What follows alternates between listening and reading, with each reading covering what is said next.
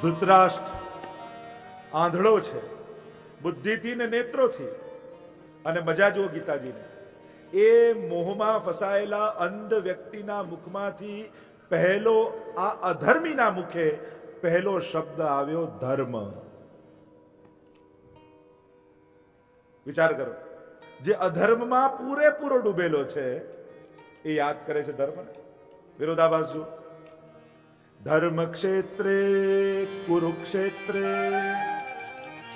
સાધારણ ભાષાંતર તમને જો કહું તો ધર્મ ક્ષેત્ર એવા કુરુક્ષેત્રમાં સમવેતતા એટલે સમબળિયા, યુયુત્સવ યુદ્ધની ઈચ્છા વાળા, મામકાહ મારા, પાંડવાશ્ચૈવ પાંડુપુત્ર, કિમ અકુર્વત સંજય શું કરી રહ્યા? ધર્મ ક્ષેત્રે કુરુક્ષેત્રે. ધર્મ શબ્દથી પ્રારંભ થયો. ધર્મ એટલે શું? ધર્મ ક્ષેત્ર એવા કુરુક્ષેત્ર. તો કુરુક્ષેત્ર જ્યાં આ યુદ્ધ થઈ રહ્યું છે એને ધર્મ ક્ષેત્ર કેમ કહે છે? પહેલો અર્થ તો એ કર્યો કારણ કે અહીંયા કુરુ રાજાની ભૂમિ છે, અને કુરુ રાજાની ભૂમિ છે. કુરુ રાજા એવા આદર્શ રાજા હતા જેના પરથી કૌરવો કહેવાયા. પોતે આટલા મોટા રાજ્યના રાજા છતાં એમને એમ થતું કે આ જે કંઈ પણ રાજ્યના ધન આવે છે, કરનો, પ્રજાનો, એના પર અધિકાર પ્રજાનો છે, મારો નથી. અને એટલા માટે પ્રજાના કરમાંથી જે ધન આવતું પોતાના માટે ક્યારે ઉપયોગ ન કરતા. અને પોતાના માટે આટલા મોટા રાજા હોવા છતાં આ ભૂમિ ઉપર જાતે ખેતી કરતા, જાતે હલ ચલાવતા, અને એમાંથી જે અનાજ પાકતું એનાથી નિર્વાહ કરતા. આવા કુરુ રાજાની આ ભૂમિ છે, અને એટલા માટે આ ભૂમિને ધર્મક્ષેત્ર કહ્યું છે. ધર્મક્ષેત્ર એવા કુરુક્ષેત્રમાં, અથવા એમ કહ્યું જ્યાં ધર્મ અને અધર્મનો હિસાબ થવાનો છે અને ધર્મનો વિજય થવાનો છે, જ્યાં એ ભૂમિ ધર્મક્ષેત્રમાં એવા કુરુક્ષેત્રમાં ધર્મ શબ્દથી પહેલો જ ઉચ્ચારણ ધર્મ કરે. અને આખા જીવનમાં ધર્મ વ્યાપેલો છે. ધર્મ શબ્દની વ્યાખ્યા જ આપણે ત્યાં તો કરી, યતો અભ્યુદય નિશ્રેયસ ધર્મ. જેનાથી વ્યક્તિનું ઉત્થાન થાય એનું નામ ધર્મ. તમારું સામાજિક, સાંસ્કૃતિક, આધ્યાત્મિક દરેક પ્રકારે જેને કારણે ઉત્થાન સાધી શકો એને કહેવાય ધર્મ. અને ધર્મ બે પ્રકારનો છે, વિધેયાત્મક અને નિષેધાત્મક. શું કરવું, શું ન કરવું. આપણે એમ માનીએ કે ધર્મ એટલે ન કરવાની વાત. ના, શું કરવું જોઈએ? ધર્મ કોને કહેવાય? મનુ મહારાજે 10 લક્ષણ આપ્યા મનુ ધર્મના. દ્યુતિ ક્ષમા દમો સ્તેયમ શૌચમ ઇન્દ્રિય નિગ્રહ ધી વિદ્યા સત્યમ ક્રોધો દશકમ ધર્મ લક્ષણ. આ 10 લક્ષણ ધર્મને આપવામાં આવે. ધર્મ કહેવો કોને? 10 લક્ષણ. અને ધર્મ બધા ધર્મો માટે સરખો છે, કારણ કે આ બધા જ ધર્મો આ જ મૂળ સિદ્ધાંત ઉપર છે. પણ જ્યારે અધ્યાત્મની વાત આવે તો જેનો જેવો અધિકાર એ પ્રમાણેની સાધના આવે. બાકી આ ધર્મ દ્યુતિ, ક્ષમા, દમઃ, અસ્તેયમ ચોરી ન કરવી, શૌચમ પવિત્રતા, ધી વિદ્યા, સત્યમ, અક્રોધ, આ 10 લક્ષણ ધર્મના આપ્યા. અને ધર્મ ન કરો તો પાપ, કરો તો કોઈ પુણ્ય નહીં. આ તો કેવું છે કે લાયસન્સ લઈને કાર ચલાવવા જેવું છે. તમે લાયસન્સ લઈને કાર ચલાવતા અને કોઈ ટ્રાફિક પોલીસ વાળો પકડે કે લાયસન્સ ક્યાં, અને બતાવો. લાયસન્સ જોઈને ખુશ થઈ જાય છે, વાવા થાય, ભાઈ લાયસન્સ લાવતા હાર પહેરાવું, માળા પહેરાવું, તિલક કરું, ખુશ થાય ના. કાર ચલાવી હોય તો લાયસન્સ હોવું જ જોઈએ, પણ નથી તો ફાઇન કરે છે, તો દંડ કરે છે. આને કહેવાય ધર્મ. માણસ છો તો આ બધા લક્ષણ તમારી અંદર હોવા જ જોઈએ. એક વસ્તુ યાદ રાખો, તમે સારા બનીને કોઈ સમાજ પર ઉપકાર કરતા નથી. તમે માણસ છો તો તમારે આવું હોવું જ જોઈએ. તમે ચોરી નથી કરતા, તમે સાચું બોલો છો, તમે દયા રાખો છો, તમે કરુણા, તો આ બધું કરીને કોઈના પર ઉપકાર તમે નથી કરતા. આ તમારું નિજ કર્તવ્ય જ છે. માણસ છો તો આવા હોવું જ જોઈએ, પણ નથી તો અપરાધ કરી રહ્યા છો. અને એટલા માટે ઘણા લોકો કહે હું સાચું બોલું તો એ લોકો આમ કરે, હું દયા રાખું તો એ લોકો. તો તમે દયા રાખો કે સાચું બોલો એના પરથી તમારો સમાજ ઉપર કોઈ ઉપકાર નથી. તમે માણસ છો તો તમારે આવું હોવું જ જોઈએ. આ તમારું નિજ કરતા, આ તમારી આઈડેન્ટિટી, આ તમારું સહજ સ્વભાવ છે. માણસ તરીકે આ તમારી અંદર હોવું જ જોઈએ. નથી તો દોષ કરી રહ્યા છે. 10 લક્ષણ ધર્મના આપે. આ ધર્મને સમજાવતા અનેક વિવિધ વ્યાખ્યાઓ આપણા શાસ્ત્રોમાં આપી છે. એટલે અહીંયા કહ્યું ધર્મ ક્ષેત્ર. આવા ધર્મ ક્ષેત્ર એવા કુરુક્ષેત્રમાં 2 વાર ક્ષેત્ર આવે. એક અર્થ એમ કર્યો આચાર્ય કે ક્ષેત્રે ધર્મ કુરુ. ધર્મ ક્ષેત્ર કુરુક્ષેત્ર એટલે કે સ્થાને સ્થાને ધર્મ કરો. યા એક અર્થ એમ કર્યો ક્ષેત્ર. ગીતાજીમાં તો કહ્યું ઇદમ શરીર ક્ષેત્રિત્ય વિધિય. આ શરીર પણ છે ને ક્ષેત્ર છે. અને કેવું ક્ષેત્ર છે? કુરુક્ષેત્ર. આને કંઈ કર્યા વગર નથી ચાલતું, કંઈક કરવું જોઈએ. આપણે ત્યાં તો દરેક વસ્તુને કર્મ કહી છે. હું કંઈ નથી કરતો, આ બેઠો તો આ બેસવું પણ કર્મ છે. હું કંઈ નથી કરવાનો તો નથી કરવાનું એ પણ એક કર્મ છે. અને એવું છે આ કુરુક્ષેત્ર. એ આપણું શરીર, એ આપણો દેહ. 3 શક્તિ માણસને ભગવાને આપી: જાણવાની, સમજવાની, માણવાની અને કરવાની. આ 3 શક્તિ લઈને માણસ પેદા થયો છે. એ કંઈક જાણવા માંગે છે, એ માણવા માંગે છે, એ કરવા માંગે છે. તો આ કરવાની શક્તિ, કંઈ કર્યા વગર તમે રહી શકવાના નથી. અને એટલે અત્યારે માણસ તકલીફ છે ને, એકલા ગમે નહીં, બીજા જોડે ફાવે નહીં. એકલા તો બહુ એકલું લાગે છે, એકલા તો ગમતું નથી. જ્યાં બીજું આવે ત્યાં ઝઘડો થઈ જાય. આ ક્યાં આવ્યો? હું તો એવું જ કહું, આપણા જેવો જ બીજો માણસ આપણને મળે તો એની કંપની આપણને ગમે. આપણા જેવો જ બીજો મળી જાય તો એની જોડે ઝઘડી લઈએ. તો માણસની તો તકલીફ જ આ છે. આ કુરુક્ષેત્ર છે. અને એક વસ્તુ યાદ રાખજો, આ કુરુક્ષેત્ર એવું શરીર, સારું નહીં કરો ને તો ખરાબ થશે જ. સારું નહીં વિચારો તો ખોટો વિચાર આવવાનો જ છે. તમે એમને એમ નથી રહી શકતા, એક પરડામાં નથી રહી શકતા. ખરાબ ન કરવા માટે સારા કામમાં વ્યસ્ત રહેવું જ પડશે. તમે કરો ના, હું કંઈ જ નહીં કરું, તો એવું તમે રહી શકતા નથી. તમે આ સારું કરો છો યા ખરાબ કરો છો, યા સારું વિચારો છો યા ખરાબ વિચારો છો. અને એટલા માટે સારું નહીં વિચારો તો ખોટો વિચાર આવવાનો જ છે. અને એટલા માટે સદવિચારમાં માણસે વ્યસ્ત રહેવું. નહીં તો આ કલયુગ એવો છે ને, ખરાબ વિચારોથી આપણા જીવનને બરબાદ કરી દેશે. સદવિચારોમાં પોતાની જાતને સતત વ્યસ્ત રાખો. તો આ કુરુક્ષેત્ર છે જે કંઈક કરવા માંગે છે. અને એવા કુરુક્ષેત્રમાં આ કુરુક્ષેત્રને ધર્મક્ષેત્ર બનાવવાનું છે. એ જ્યાં ધર્મના બધા લક્ષણો આવે.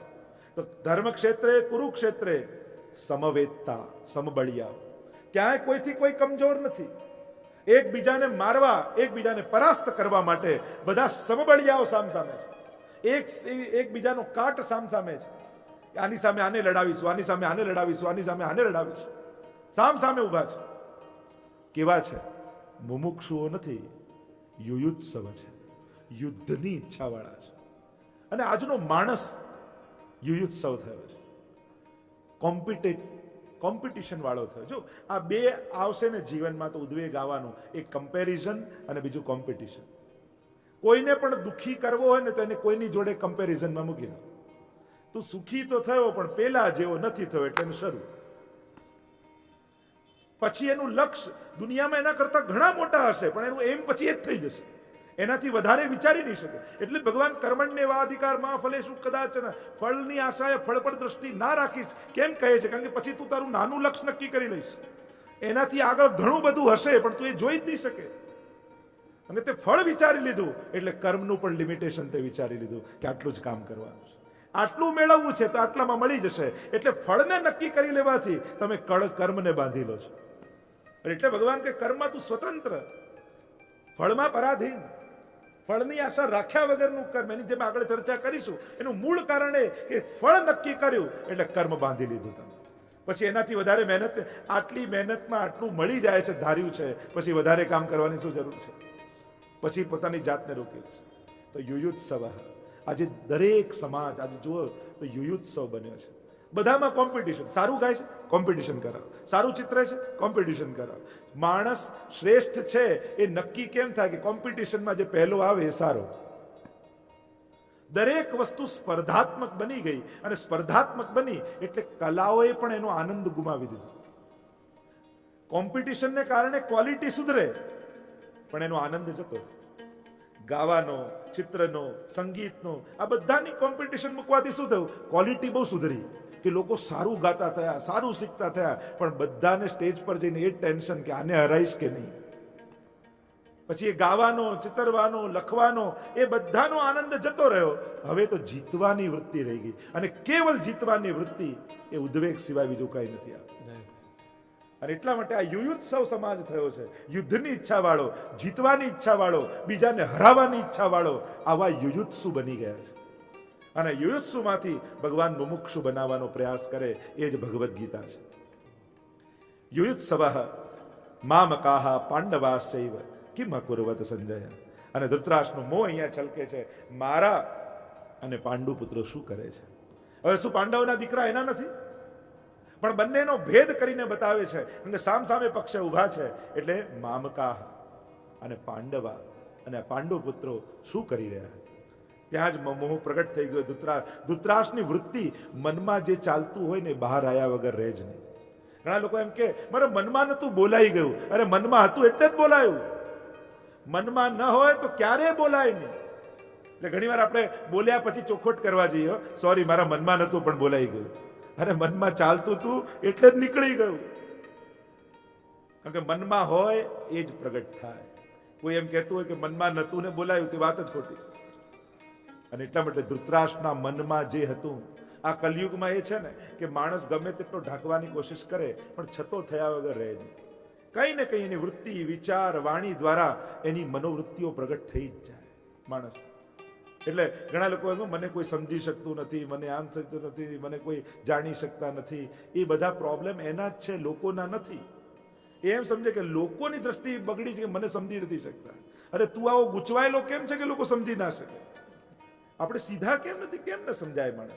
જે માણસને પોતાના વિશે બહુ ચોખવટ કરવી પડતી હોય ને, એને સમજી લેવું કે એની અંદર કંઈક પ્રોબ્લેમ છે. નહીં તો આપણા માટે આપણે આટલી બધી ચોખવટ કેમ કરવી પડે? પોતાને સમજાવવા માટે સમાજમાં આપણે બહુ આપણી ચોખવટ કરવી પડતી હોય કે મને લોકો ખોટા સમજે છે, આમ નથી સમજતા, સમજી નથી શકતા. તો સમજી લેવું કે ખરેખર આપણામાં કંઈક પ્રોબ્લેમ છે. નહીં તો આવું થાય જ નહીં. સમાજ તો વ્યક્તિઓને જાણી જ લેતો હોય છે. જે ક્ષણે સત્સંગ મળી જાય એને જીવનની સર્વોત્તમ ક્ષણ માનવી. જીવનમાં ક્ષણો તો જઈ જ રહી છે. સમયને કોઈ રોકી શકતું નથી. ઘડિયાળ બંધ કરી દેવાથી સમય રોકાતોય નથી. સમયને કોઈ મારી શકતું નથી, બાંધી શકતું નથી. સમયને કેવલ સુધારી શકાય છે, બસ. નથી એને મારી શકાતો, નથી એને રોકી શકાતો, નથી એને બાંધી શકાતો, નથી એને જીતી શકાતો. સમયને કેવલ ને કેવલ સુધારી શકાય છે. એટલે મળેલો સમય તમે કેટલો સુધાર્યો, બસ એના પરથી તમારા જીવનની સફળતાની ગણતરી થઈ શકે. અને ભગવાન સમય બધાને સરખો આપે છે. એક વૈજ્ઞાનિક હોય, એક ઋષિ હોય કે કોઈ પાપી વ્યક્તિ હોય, તો વૈજ્ઞાનિક કોઈ સંશોધન કરતું હોય યા ઋષિ ભક્તિ કરતો હોય તો ભગવાન એમ નથી કહેતા કે ચલ તું સારું કામ કરે તો તને દિવસમાં 25 કલાક આપું, 1 કલાક તારા માટે એક્સ્ટ્રા. કોઈને ભગવાન 1 મિનિટ પણ વધારાની આપતા નથી. એ પાપી હોય કે સાધારણ વ્યક્તિ હોય, સામાન્ય વ્યક્તિ હોય, મળે છે તો 24 કલાક જ. બસ એનો કેવો ઉત્તમ ઉપયોગ તમે કરી શકો છો એ તમારા ઉપર છે. સમયને સુધારી શકાય છે. જો કઈ વાત કોણ કહે છે એની પણ મહત્વ હોય છે. કોણ કહે છે ને ક્યારે કહે છે. ગીતાજીમાં સ્થિતિ, પરિસ્થિતિ, સમય દરેકની મહત્તા છે. આ કોઈ એવી કથા નથી કે કોઈ વૃક્ષ નીચે ઋષિ બિરાજમાન હોય યા ભગવાન બિરાજી ગયા હોય, નીચે અર્જુન બેઠો હોય, 2 હાથ જોડીને પૂછતો હોય મારે જ્ઞાન પામવું છે અને મને જ્ઞાનોપદેશ કરો. એવો કોઈ સત્સંગ માટેનો અનુકૂળ સ્થાન નથી અને અનુકૂળ સમય પણ નથી. ગીતાજીમાં તમે જોવા જાઓ તો ગીતાજીનો જ્યારે ઉપદેશ અપાઈ રહ્યો છે ત્યારે સત્સંગ માટેનો કોઈ સમય નથી કે જ્યાં 2 સંતો કે 2 મહાત્માઓ કે 2 જ્ઞાની પુરુષો ભેગા મળીને સત્સંગની ચર્ચા કરવા માટે ભેગા થયા હોય. એકદાહી વિશાલાયામ ચત્વાર ઋષયો ભલા. ભાગવતજીમાં જેમ જોઈ કે ઋષિ કુમારો ભેગા થયા સત્સંગ માટે, એને જ્ઞાન નારદજીને જતા જોયા અને જાણે ભાગવતજીનો પ્રારંભ કર્યો. યા મૃત્યુનો અંત સમય આવ્યો હોય જીવનનો અને પરીક્ષિત મહારાજને એમ થયું હોય કે મારા મૃત્યુને સુધારવું કઈ રીતે, મારો ઉદ્ધાર કેમ થાય, અને એટલામાં સુખદેવજી ગંગાજીના કિનારે મળ્યા હોય અને પછી ચર્ચા થઈ હોય કે જેનું મૃત્યુ નિકટ હોય એને શું કરવું જોઈએ. જેમ ભાગવતજીમાં સત્સંગ માટેનો અનુકૂળ કાળ હોય, યા સૂતજી અને સૌનકજીને તમે જુઓ, કે અનુકૂળ કાળ હોય કે 88,000 ઋષિઓ નૈમિષારણ્યમાં ભેગા થયા હોય અને ત્યારે સુતજીને બોલાવ્યા હોય અને પછી પ્રશ્નો કર્યા હોય કે અમારા વિવેકની પ્રાપ્તિ કેમ થાય અને ભક્તિ જ્ઞાન વૈરાગ્યથી પ્રાપ્ત થનારા વિવેકની વૃદ્ધિ કેમ થાય અને શ્રેયસામ યત શ્રેય પાવનાનામ ચ પાવનમ કૃષ્ણ પ્રાપ્તિ કર્મ શશ્વત સાધનમ તદ્વદાધુના, અમને કોઈ એવું સાધન બતાવો જેનાથી અમારું કલ્યાણ થાય. એવો તો કોઈ કાળ નથી, એવું તો કોઈ સ્થાન નથી.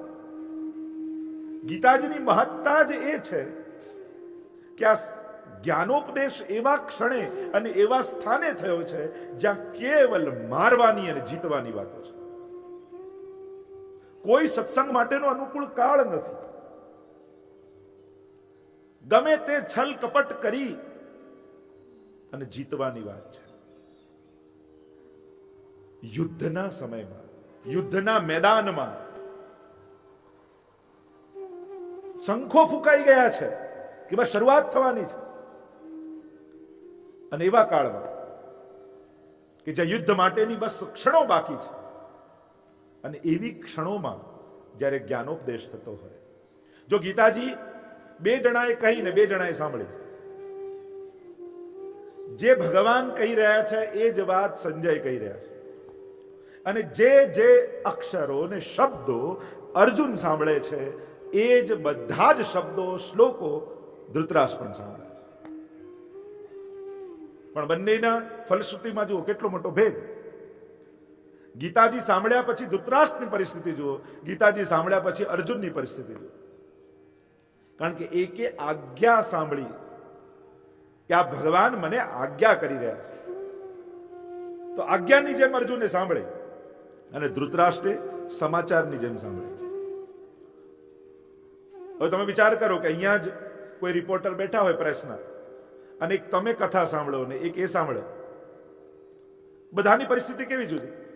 આ તમે કથા સાંભળતા હોય અમારા માર્ગ વાળા ભાઈ હોય એમનું તો ધ્યાન શું હોય કે આ સાઉન્ડ બરાબર આવે છે કે નહીં, એમનું ધ્યાન એ રીતે હોય. કોઈ રિપોર્ટર હોય જો દરેકને એક સાંભળવાની જુદી જુદી સંજોગો હોય, એની મનસ્થિતિ જુદી હોય, કારણ કે જે કાર્ય જે જવાબદારી સાથે એ ત્યાં ઊભા હોય એટલે એનું ધ્યાન એ એંગલમાં હોય. હવે કોઈ રિપોર્ટર રિપોર્ટ લખતો હોય તો એને લાગે શું શું બોલે છે મારે કાલ છાપામાં આપવાનું છે, એ સમાચારની જેમ સાંભળે.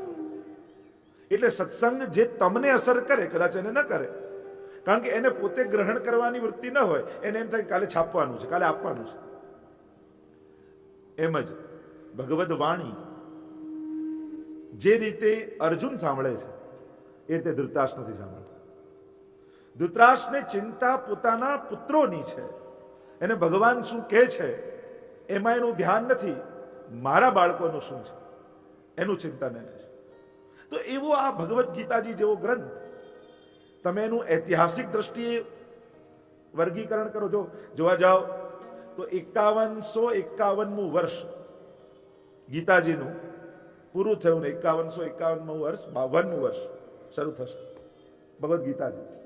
અને તમે આખું એક ઐતિહાસિક દ્રષ્ટિકોણથી જુઓ તો ગીતાજી કહેનારા પ્રભુની અને ગીતાજી શ્રવણ કરનારા અર્જુનની ઉંમર કેટલી.